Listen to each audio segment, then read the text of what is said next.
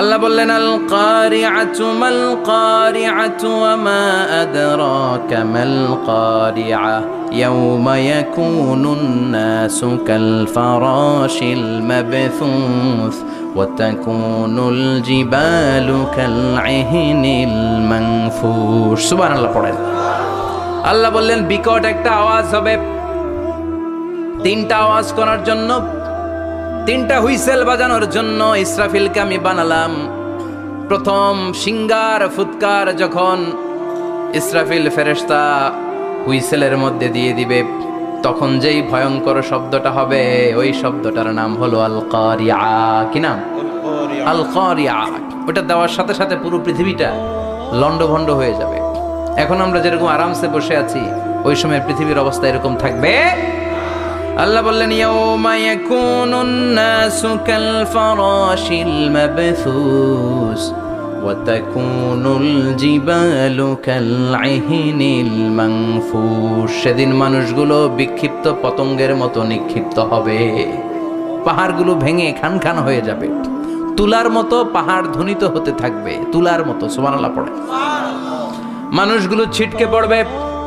এই পৃথিবীর মাধ্যাকর্ষণ শক্তি থাকার কারণে আমরা ছিটকে পড়ি না। এই যে বসে আছি, সবকিছু পৃথিবীর মধ্যে লেগে আছে, এটার কারণ দ্য গ্র্যাভিটেশনাল ল, গ্র্যাভিটেশনাল পাওয়ার।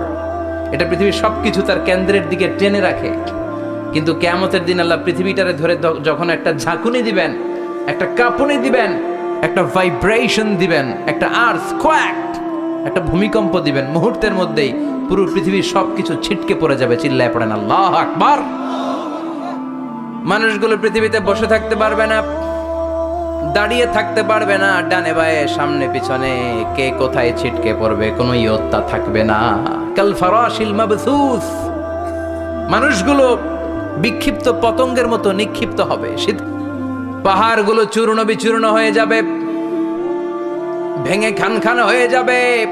তুলাকে ধ্বনিত করলে তুলা যেমনি ধ্বনিত হয়, তুলার মাঝখানে লাঠি দিয়ে পেটালে, তুলাকে পাতলা করার জন্য, আরামদায়ক করার জন্য, মোটা বানানোর জন্য যখন লাঠি দিয়ে ধ্বনিত করা হয়, দেখবেন সামান্য তুলার ধুলিকণা ছিটেকণা বাতাসের মধ্যে শূন্যে ভাসে।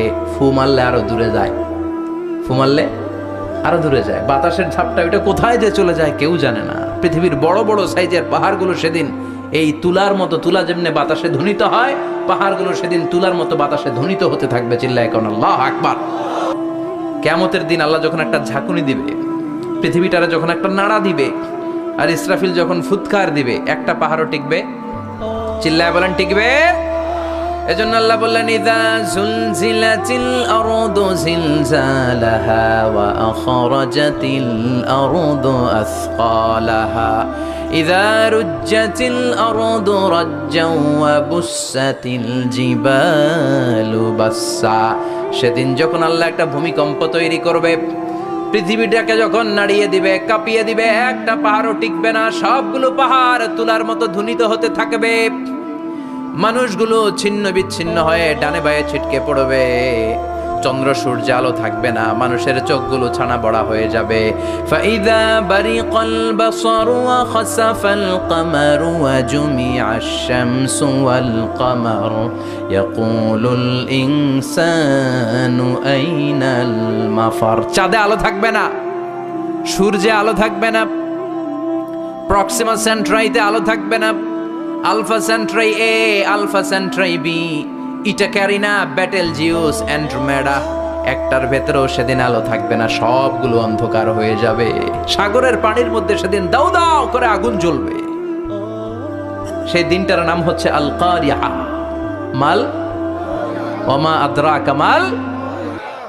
মানুষগুলো পাগল হয়ে যাবে। কেউ থাকবে তখন টয়লেটে, ইমাজিন কেমন ভাবে আল্লাহ নকশা এঁকেছেন। কেউ থাকবে টয়লেটে, কেউ থাকবে ক্ষেত খামারে, কেউ থাকবে অফিস আদালতে, কেউ থাকবে রান্নাঘরে, কেউ থাকবে মৌজ মাস্তির ভেতরে। ঠিক তখনই কিয়ামত হয়ে যাবে, কেউ পার পাবে না। সবার মুখে একটা চিৎকার, আইনাল মাফার। পালাবো কোথায়? কিয়ামতটা শুধু পৃথিবীর একদিকে অনুষ্ঠিত হবে না, গোটা বিশ্বব্যাপী হবে, তাই না? নাকি বাংলাদেশে কিয়ামত শুরু হইলে সৌদিতে হবে না? হ্যাঁ, আমেরিকাতে হবে না, সুইজারল্যান্ড, ইন্দোনেশিয়া, অস্ট্রেলিয়া, গোটা বিশ্বব্যাপী একসাথে কিয়ামতের এই ভয়ঙ্কর দৃশ্যের অবতারণা ঘটবে। চিল্লা এখন ঠিক কিনা?